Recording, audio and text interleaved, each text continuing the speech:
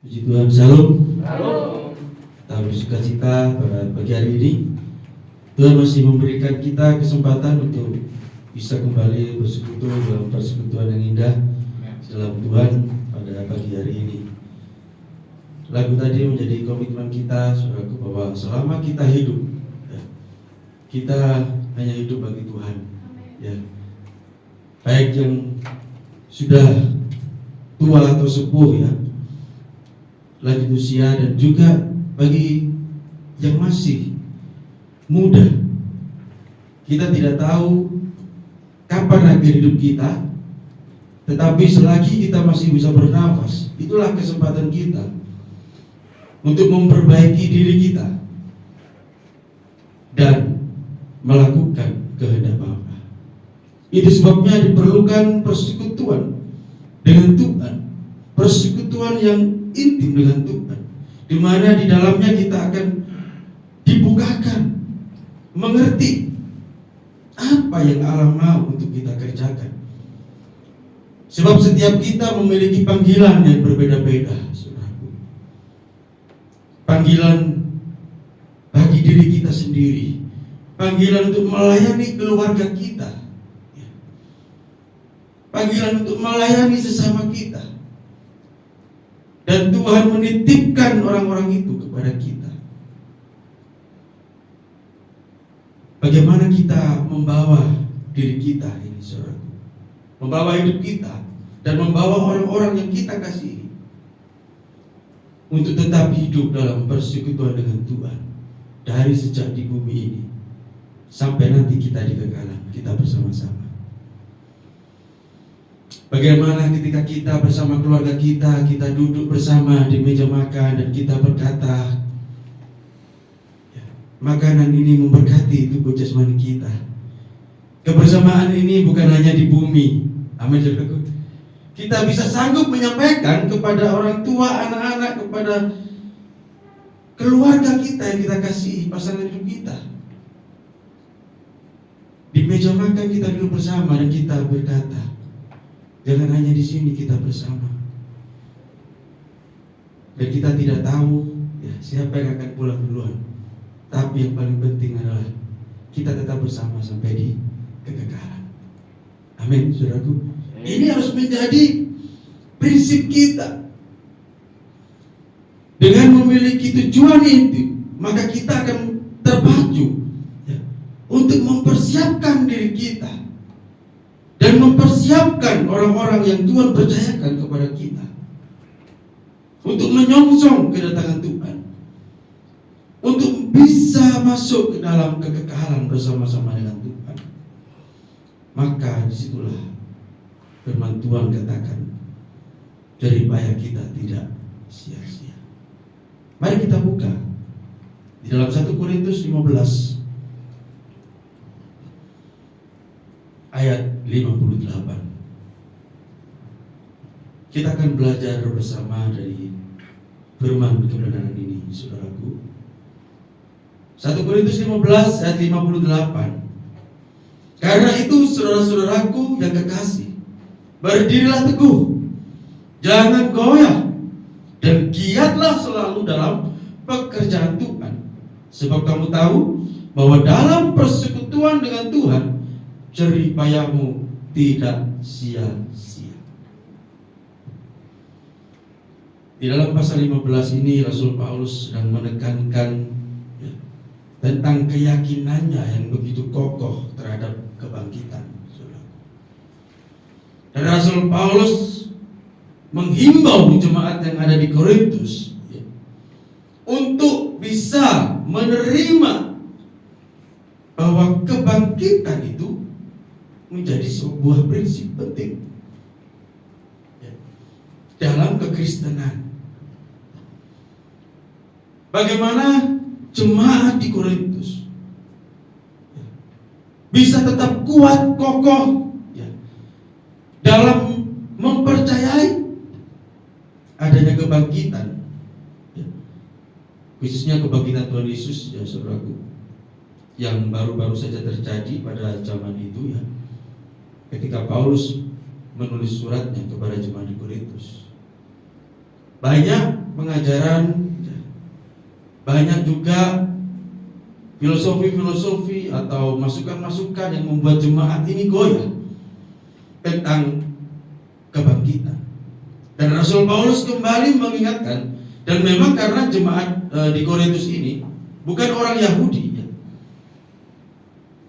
Banyak mereka yang bukan orang Yahudi yang belum pernah dididik dalam kitab Perjanjian Lama, sehingga mereka harus terus diberikan penguatan-penguatan iman, ya, khususnya tentang kebangkitan ini. Dengan meyakini adanya kebangkitan, maka jemaat ini sebenarnya sedang dihimbau atau diarahkan bahwa kebangkitan itu benar. Nanti akan ada kebangkitan. Yesus telah mengalami kebangkitan terlebih dahulu sebagai yang sulung. Dan kita semua yang mati nanti akan dibangkitkan. Rasul Paulus sedang berjuang mengarahkan jemaat untuk tetap fokus mempercayai hal kebangkitan. Dan bukan hanya untuk mempercayai. Kalau kita percaya akan adanya kebangkitan, maka ini yang Paulus katakan, kita juga harus menyongsong kebangkitan dari kita. Firman Tuhan mengatakan bahwa nanti ketika Tuhan datang, entah itu orang jahat atau orang benar, semua akan dibangkitkan dan akan mendapatkan upahnya masing-masing. Tentu hal ini mestinya membuat kita mengalami kegentaran dan memikirkan, ya, nasib kekal kita. Kalau memang nanti kita akan dibangkitkan, maka kita harus berjuang mempersiapkan diri kita. Apa yang harus kita lakukan, ya, dalam rangka mempersiapkan diri untuk masuk ke dalam kekekalan yang nanti akan diawali dengan kebangkitan. Ya, bagi yang meninggal, bagi yang sudah mati, ya, akan dibangkitkan dan diberikan tubuh yang baru. Bagi yang hidupnya melakukan kehendak Allah dan menyenangkan Tuhan, yang hidupnya bagi Tuhan, akan diberikan tubuh kemuliaan dan akan tinggal bersama-sama dengan Tuhan di dalam kerajaan-Nya. Bagi yang jahat juga diberikan tubuh yang baru, tetapi tubuh kehinaan, di mana mereka akan dilemparkan ke dalam api neraka. Dan itu mengerikan. Bagaimana, ya, ngerinya, dahsyatnya api neraka itu. Itu sebabnya harus kita terus mengingatkan diri kita, mengingatkan orang-orang di sekitar kita, keluarga kita. Ya, ayo kita berjuang bersama-sama. Ya, ayo kita berjuang bersama-sama. Makanya penting, ya saudaraku, bagaimana kita membangun keluarga yang takut Tuhan. Dimulai kapan? Dimulai dari sejak sekarang ini. Keluarga kita harus diperkuat, ya. Walaupun mungkin dalam keluarga ini, ya, kok cuma aku tuh yang serius misalnya, ini contoh, ya. Cuma aku tuh yang serius nih. Yang lain kayaknya kok susah banget sih diajak sungguh-sungguh, ya. Tidak apa-apa. Yang penting kita mulai dulu. Ya, kita tetap bawa doa, bawa dalam doa keluarga kita. Kita tetap menjadi teladan bagi pasangan hidup anak-anak kita, bahkan orang tua kita. Kita tetap berusaha menyenangkan Tuhan di dalam keluarga itu. Kita melayani mereka, ya, dengan ketulusan. Mungkin lelah, ya, capek gitu, ya. Kita udah doakan, belum lagi kalau mereka tanpa sadar melukai perasaan kita, tidak menghiraukan apa yang sudah kita kerjakan. Mungkin masakan kita tidak dianggap enak bagi yang ibu-ibu, ya. Kalau yang bapak-bapak mungkin kita sudah lelah di pekerjaan kita, pulang bukannya bisa istirahat tenang, ya, masih minta tolong inilah itulah, itu, ya, kemungkinan bisa begitu. Dan banyak sekali hal-hal yang bisa merusak rumah tangga. Itu sebabnya walaupun, ya, dalam keadaan seperti itu kita harus tetap kuat, ya. Walaupun satu, ya, yang serius sungguh-sungguh di dalam Tuhan, tapi Tuhan bisa memakai hidup kita menjadi saksi bagi mereka betapa indahnya hidup dalam persekutuan dengan Tuhan. Mungkin sampai kita meninggal, ya, mereka belum sadar. Tapi bisa jadi setelah kita meninggal mereka baru sadar. Ternyata benar apa yang sudah kita lakukan. Kita tidak bisa melihat secara langsung mungkin ketika kita masih hidup perubahan itu. Tetapi banyak kesaksian yang ketika mereka sudah meninggal, baru orang-orang yang masih hidup ini melihat mereka berubah. Saudaraku yang terkasih dalam Tuhan, kalau kita mempercayai akan adanya kebangkitan, maka kita harus mempersiapkan diri untuk kita layak dibangkitkan oleh Tuhan. Kita layak dijemput Tuhan dan para malaikatnya. Kita masuk mempersiapkan diri masuk kepada kehidupan yang akan datang. Makanya firman Tuhan tadi mengatakan, saudaraku yang kekasih, berdirilah teguh, jangan goyah, dan giatlah selalu dalam pekerjaan Tuhan. Maka sesungguhnya panggilan semua orang percaya itu adalah hidup dalam pekerjaan Tuhan. Pekerjaan Tuhan itu bukan hanya dibatasi, jangan dibatasi hanya kegiatan di gereja, pendeta, gembala, sidak, pastor dan sebagainya, aktivis gereja. Bukan. Tetapi hidup kita setiap hari itu adalah pekerjaan Tuhan. Sebab Rasul Paulus katakan, baik kau makan, kau minum, ya, atau melakukan segala sesuatu yang lain, lakukanlah itu untuk kemuliaan. Itulah pekerjaan Tuhan.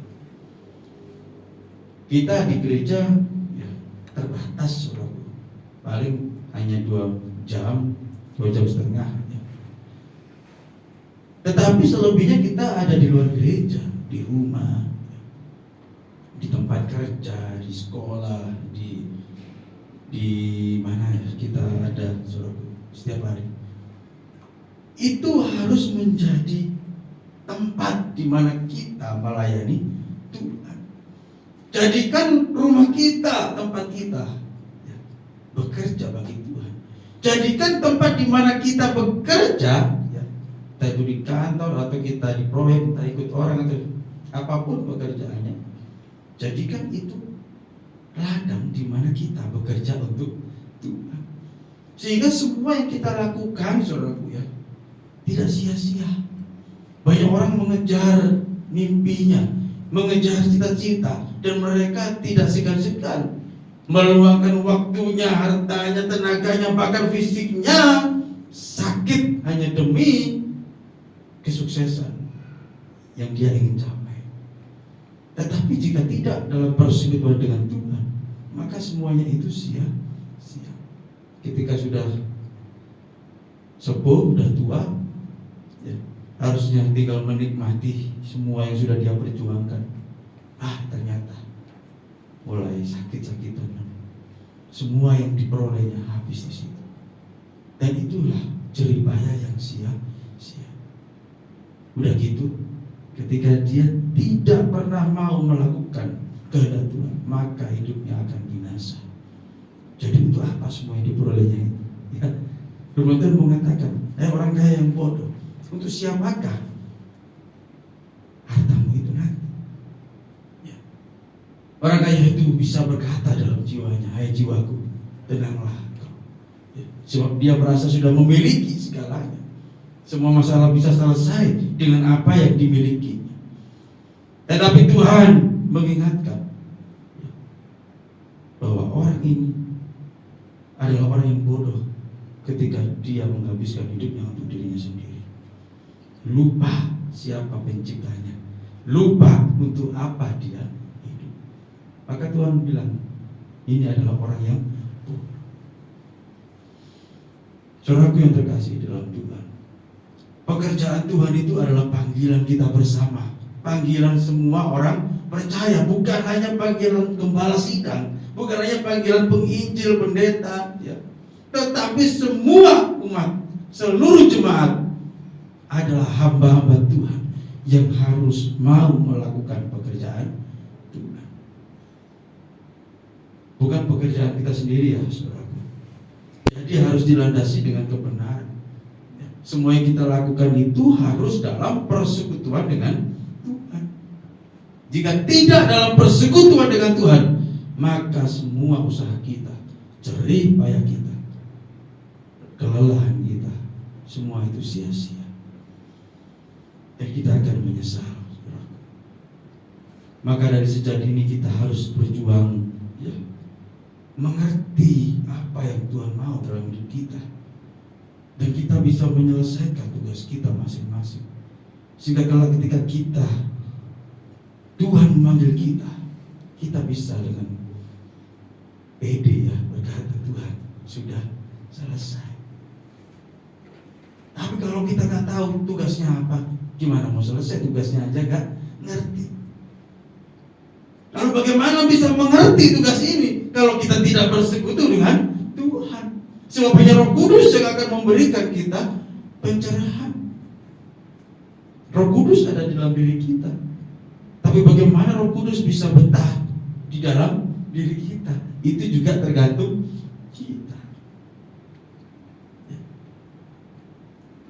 Kalau kita diabaikan oleh seseorang, ya bisa saja, ya, kita itu merasa tersinggung, ya. Wih, diajak ngomong nggak direken, gitu ya. Kok dicuekin, ya? Oke, awas ya, lain kali kalau kamu ngomong cuek juga, ya. Bisa gitu harusnya kalau belum mulai perubahannya. Dicuekin aja kita rasanya gimana gitu, ya. Ngomong terus nggak dianggap gitu, cuekin.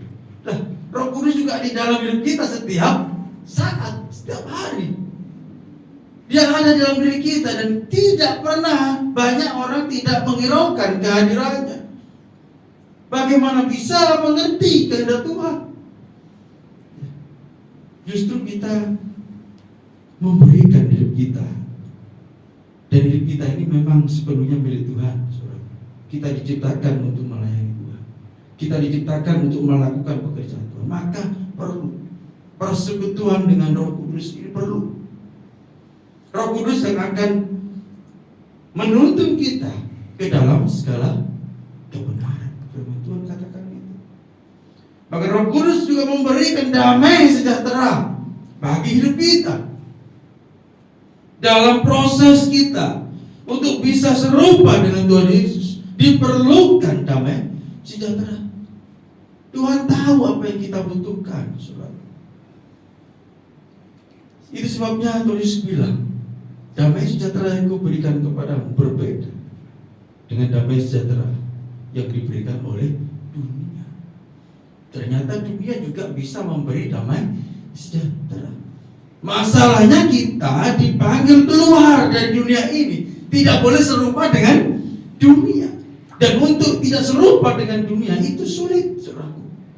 Itu menyangkal diri, ya. Itu sebuah siksaan bagi batin kita, karena kita masih tinggal di dunia. Itu sebabnya Allah memberikan Roh-Nya kepada kita. Dia menyediakan damai sejahtera itu, damai sejahtera yang berbeda yang diberikan oleh dunia, menjadi kekuatan bagi kita, agar di dalam kita berjuang mengerjakan tugas yang dipercayakan Tuhan. Ketika kita lemah, kita tetap bisa dikuatkan. Amin. Ketika kita sakit, kita tetap bisa berjalan bersama kuasa Tuhan. Ketika kita susah, kita diberikan penghiburan oleh Roh Kudus yang ada dalam diri kita. Tuhan tahu tidak gampang, maka kita harus didampingi oleh Roh Kudus. Masalahnya, banyak orang percaya yang tidak menghiraukan kehadiran Roh Kudus. Mereka masih menikmati damai sejahtera yang disediakan oleh dunia. Padahal mestinya kita harusnya menikmati damai sejahtera yang diberikan Tuhan. Maka ketika orang melihat kita susah tapi kita masih bisa bersuka cita, itulah kerjaan Tuhan. Itulah apa yang diberikan oleh Bapa, dijanjikan oleh Bapa. Amin, saudara. Sehingga kita tidak pernah lengah, ya, tidak pernah lelah. Ya, mungkin capek fisiknya, tetapi roh kita tetap menyala-nyala. Sebab roh kita ini milik Bapa di surga. Ya, kita tetap mau berjuang melakukan pekerjaan Tuhan, melayani Tuhan, ya, dengan segala sesuatu yang Tuhan percayakan kepada kita. segenap hidup kita. Melayani keluarga kita, ya, melayani orang-orang sekitar kita, sesama kita. Kita bekerja hari demi hari, ya. Kita bersyukur kepada Tuhan. Ya, mungkin dalam pekerjaan ada tekanan, persaingan, bisnis dan sebagainya. Tapi itu menjadi sarana kita, ya, sarana Tuhan membentuk hidup kita. Dan bagaimana kita bisa mempersembahkan apa yang sudah Tuhan percayakan kepada kita itu untuk pekerjaannya. Dan ini harus dihayati oleh setiap orang percaya. Jadi kita tahu bahwa kehidupan orang percaya adalah kehidupan untuk mengikuti jejak Tuhan. Kita belajar dari kitab-kitab Injil, itu semua kita baca.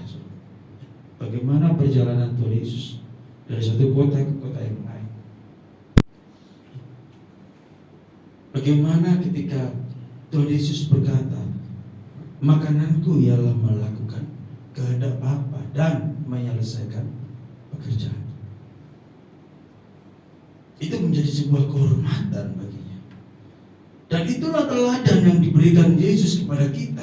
Teladan yang ditinggalkan Tuhan Yesus kepada para murid-murid dan bagi kita semua.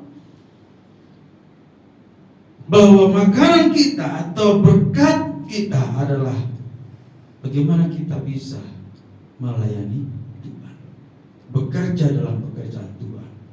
Bukan untuk diri kita sendiri, saudaraku.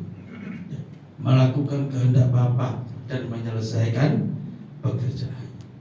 Amin. Ini sebabnya Rasul Paulus, ya, dalam Filipi bilang, kita harus berusaha supaya sepikir dan seperasaan dengan Kristus. Sehingga kita bisa memahami, oh ini loh kehendak Bapa. Apa sih yang dipikirin Tuhan? Apa sih? Bagaimana sih perasaannya? Dan untuk bisa sepikir seperasaan dengan Tuhan, maka diperlukan hidup bergaul dengan Allah, hidup bergaul dengan Roh Kudus. Kita percaya bahwa kita akan dibangkitkan, amin. Dan kita harus membayar harganya untuk kita bisa dibangkitkan bersama-sama, diangkat oleh Kristus ke dalam kerajaannya. Harus bersekutu dengan Tuhan. Menjadi sekutu Tuhan itu apa sih? Bersekutu dengan Tuhan itu yang bagaimana? Ya kita menjadi satu atau meneruskan karya yang Tuhan sudah kerjakan. Kita meneruskan karya Tuhan dalam hidup kita bagi sesama kita. Kita melayani Tuhan itu bukan hanya seperti ini, saudaraku yang berubah.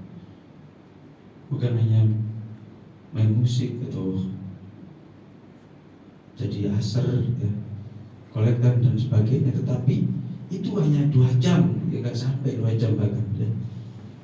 Tapi yang terpenting adalah setelah kita keluar dari gereja, ya, di mana kita berada, disitulah ladang pekerjaan yang Tuhan percayakan kepada kita. Di luar sana kita akan bertemu orang-orang, berbagai macam orang, saudara. Dan bagaimana kita bisa memperlakukan mereka? Bagaimana kita punya hati seperti hati yang dimiliki Tuhan Yesus? Bagaimana kita bisa memiliki belas kasihan yang dimiliki Tuhan Yesus terhadap orang-orang di sekitar kita? Dan kita habiskan hidup kita untuk itu. Itu sebabnya hukum Tuhan bilang, kasihilah sesamamu seperti engkau mengasihi dirimu sendiri. Jadi kalau kita belum mengasihi diri kita, bagaimana mungkin kita bisa mengasihi saudara kita dengan sempurna? Belum bisa. Kita sendiri harus memikirkan nasib kekal kita. Dan ketika kita mempersiapkannya, kita juga membawa orang-orang ini yang kita kasih untuk juga ikut mempersiapkan diri menyambut hari Tuhan. Mempersiapkan diri untuk layak dibangkitkan, untuk layak dibawa tinggal bersama-sama dengan Tuhan dalam kerajaannya, saudaraku. Memang ini tidak mudah, ya, apalagi dengan banyaknya pengaruh. Ya. Tapi kalau kita juga melihat keadaan zaman saat ini, ya, apapun bisa terjadi di luar nalar kita. Kita tidak tahu apa yang akan terjadi nanti sore. Kita tidak tahu besok akan terjadi apa. Nyatanya sekarang banyak penyakit yang datang. Yang dulu belum, tapi sekarang kok tiba-tiba ada. Ya kan? Gagal ginjal misalnya. Pada anak-anak ya.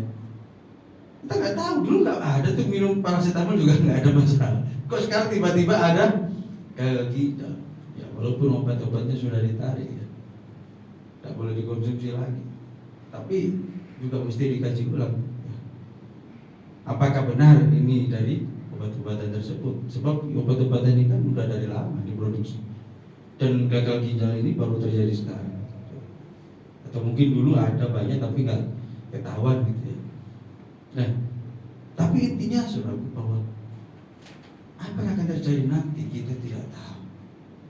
Makanya firman Tuhan selalu membawa kita, gereja ini selalu membawa kita, mengingatkan kita bagaimana kita bisa tetap setia kepada Tuhan sampai akhir hidup kita. Di tengah pengaruh dunia, pengaruh kekafiran yang bisa menggiring kita meninggalkan kesetiaan kita terhadap pekerjaan Tuhan. Tantangan zaman ini begitu kuat.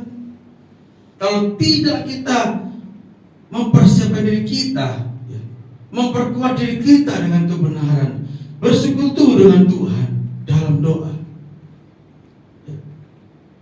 kita akan menjadi orang-orang yang mudah terbawa arus dunia. Belum lagi persoalan hidup yang kita hadapi, ya.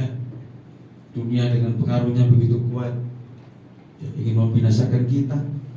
Belum lagi dengan masalah-masalah hidup kita, ya. Masalah rumah tangga, masalah keuangan, masalah apa saja, penyakitnya dan sebagainya, bencana alam, ya, yang bisa tiba-tiba datang. Kalau kita tidak terus menguatkan diri kita, memohon Roh Kudus menuntun hidup kita, mencengkeram hidup kita, maka kita akan menjadi orang-orang yang lemah.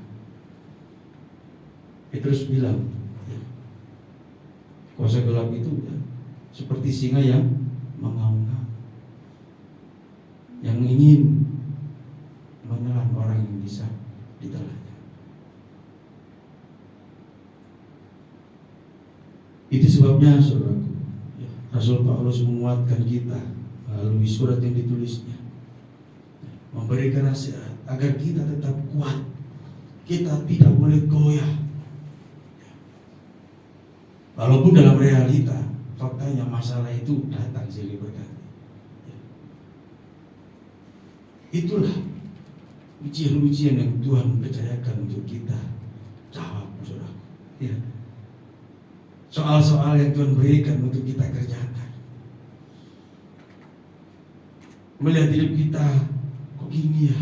Belum lagi Tuhan masih pertemukan kita dengan orang-orang yang Tuhan percayakan kepada kita. Gimana nih? Makanya saudaraku, pengharapan kita hanya kepada Tuhan.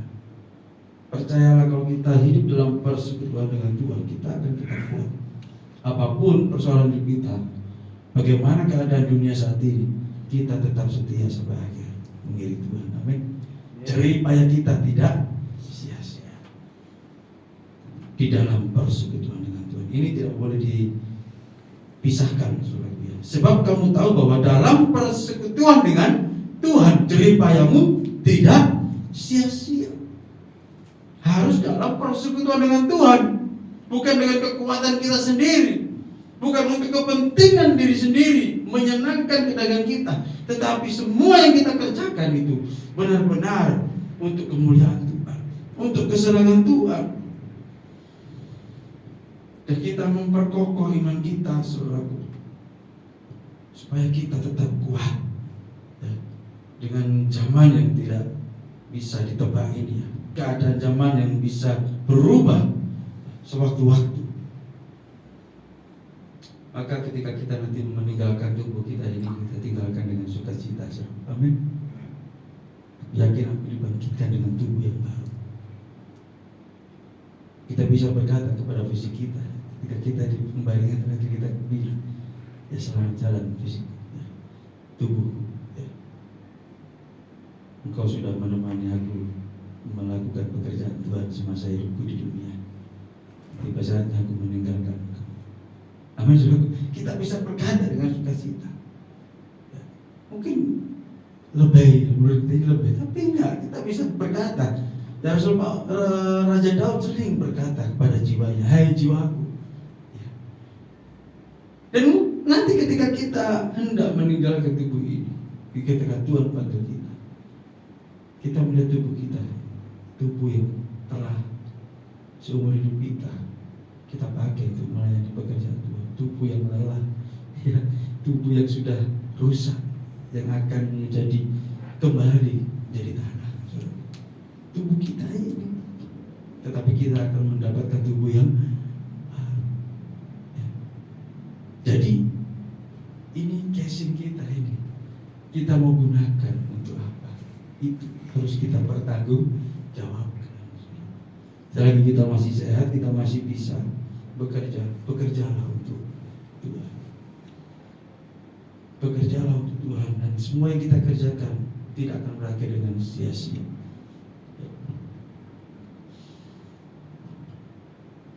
Maka kita juga harus menjaga pikiran kita, harus mengisi pikiran kita dengan kebenaran, kebenaran yang membangun iman kita, yang bisa menumbuhkan kerohanian kita. Manusia lahiriah kita semakin lemah, tetapi manusia batiniah kita harus dibaharui dari sehari ke sehari. Firman Tuhan bilang, Rasul Paulus tahu benar dan dia yakin yang harus terus dibangun adalah manusia batiniah. Fisik ini ya, sampai kapanpun saudara akan tetap merosot, tetap menghadapi yang namanya kematian, ya, atau Tuhan jemput kita ya, di awan-awan. Tetapi entah kita nanti meninggal atau Tuhan jemput, ya, semuanya sama. Fisik ini kita akan tinggalkan, tapi manusia batinnya kita, itulah yang harus kita terus poles, harus kita terus bentuk menjadi manusia batinnya yang sepikir, seperasaan dengan Kristus, yang layak tinggal dalam kerajaannya. Rasul Paulus bilang bahwa pergaulan yang buruk merusakkan kebiasaan yang baik. Maka kita harus memiliki komunitas yang kuat, ya, dimulai dari keluarga kita dulu, ya, dengan berbagai liku-liku hidup ya saudara. Tapi disitulah proses. Mungkin 10 tahun kita bisa, 10 tahun lagi kita bisa berkata, ya Tuhan, ini keluarga yang Tuhan mau, yang Tuhan harapkan seperti ini. Ya, bertahun-tahun melewati proses ya. Ada yang sudah apa ya, sudah sepuh gitu ya, udah tua, wah udah kenyang makan garam gitu ya. Udah lewati proses, tapi ketika melihat, wah, puji Tuhan, Tuhan, Engkau pakai aku menjadi alat. Ini keluarga yang Tuhan percayakan. Ini milikmu Tuhan. Amin saudara. Ini untuk kesukaan Tuhan. Wah, itu betapa indahnya saudara. Gaya hidup ya anak-anak kita, gaya hidup yang dimiliki Kristus. Bagaimana caranya? Ya kita perjuangkan dari sekarang. Dimulai dari diri kita. Gak gampang saudara, tapi Tuhan tahu yang kita perlukan, Tuhan tahu yang kita butuhkan. Kita mengasihi anak-anak kita, ini mau dibawa kemana? Kalau kita udah gak ada lagi mendampingi mereka, siapa yang mendampingi nanti kalau bukan Roh Kudus? Ya. Oke, mungkin punya keluarga yang lain, tapi yang paling inti adalah bagaimana mereka juga hidup di dalam tuntunan Tuhan yang mengarahkan mereka dalam pekerjaan Tuhan. Pesan firman Tuhan hari ini adalah saudara, kita harus tetap teguh dalam iman. Kita harus tetap berjuang sampai akhir hidup kita, tidak boleh goyah. Tetap giat di dalam pekerjaan Tuhan. Dan percayalah, di dalam persekutuan dengan Tuhan, jerih payah kita tidak akan sia-sia. Kiranya firman ini boleh menguatkan kita kembali dan meneguhkan iman kita, dan kita mau meresponinya di sisa hidup kita ini. Benar-benar kita mempersiapkan diri kita dan orang-orang di sekitar kita. Terserah respon mereka bagaimana, tapi yang penting tugas kita sudah kita kerjakan. Amin. Yang penting tugas kita sudah kita kerjakan. Miliki belas kasihan yang dimiliki Tuhan, dan kita bisa berkata kepada keluarga kita, Papa mau atau Mama mau, aku mau. Kita nggak cuma kumpul di rumah ini, tapi kita juga ada di langit baru bumi baru bersama-sama, melayani Tuhan bersama-sama. Itu boleh menyenangkan Tuhan dan menjadi kebahagiaan tersendiri bagi kita. Mari kita merenungkan firman Tuhan ini. Kita mau meresponi kebenaran yang sudah Tuhan sampaikan pada pagi hari ini. Apapun yang menjadi pergumulan kita saat ini, apapun yang menjadi pergumulan gereja ini saat ini, kita serahkan kepada Tuhan. Tetap pandang Tuhan dan memiliki motivasi yang benar di hadapan Tuhan. Biarlah hidup kita menjadi berkat bagi orang. Biarlah gereja ini bisa tetap menjadi alat Tuhan, jadi terang dimanapun Tuhan percayakan gereja ini berada nanti. Tetap dalam tuntunan Tuhan. Bapa yang di surga, kami bersyukur untuk pagi yang indah ini Tuhan. Baik kami yang ada di tempat ini maupun yang ada di rumah kami masing-masing, kami datang di hadapan-Mu saat ini. Kami mau bersama-sama meresponi firman-Mu ya Tuhan. Kami mau terus setia dalam pekerjaan-Mu Tuhan. Apa yang menjadi tugas yang Tuhan percayakan bagi kami, kami mau kerjakan itu, berapapun harganya Tuhan. Sebab kami tahu hidup kami adalah milik-Mu sepenuhnya, dan kami mau menjadi alat-Mu dalam pekerjaan yang Tuhan percayakan. Kami bersyukur jika Engkau masih mempercayai kami boleh hidup dalam pekerjaan. Oleh sebab itu Tuhan, biarlah kami tetap dalam persekutuan dengan Engkau, dan kami membawa hidup kami untuk terus di dalam persekutuan dengan Roh Kudus. Kami mau terus berjuang mengisi hidup kami, pikiran kami, jiwa kami dengan kebenaran yang semakin membawa kami bertumbuh sepikiran seperasaan dengan Tuhan kami. Roh Kudus, tolonglah kami. Kami tidak bisa berjalan dengan kekuatan kami sendiri. Kami berkomitmen Tuhan untuk serupa dengan Engkau, tapi kami perlu Roh Kudus yang terus menguatkan kami, dan kami benar-benar mau menghayati kehadiran Roh Kudus dalam hidup kami. Kami mau terus berjuang menghormati kehadiran Roh Kudus, bersekutu dengan Engkau setiap saat. Dan jika mungkin kami pernah tidak menghiraukan kehadiran-Mu, karena kami hanyut dengan pekerjaan kami hanyut dengan keluarga kami hanyut dengan kesenangan-kesenangan kami, dan melupakan akan kehadiran-Mu dalam hidup kami. Ampuni kami, Roh Kudus. Ampuni kami, Roh Kudus. Kami mau terus berjuang untuk tetap setia sampai akhir hidup kami, melayani Tuhan dalam pekerjaan-Mu Tuhan, dalam persekutuan dengan Engkau, membawa hidup kami dan orang-orang yang kami kasih untuk tetap setia dalam ladang pekerjaan, sampai kelak kami akan dibangkitkan bersama-sama, dan kami dibawa masuk ke langit baru bumi baru bersama-sama dengan Tuhan Yesus. Terima kasih Bapa.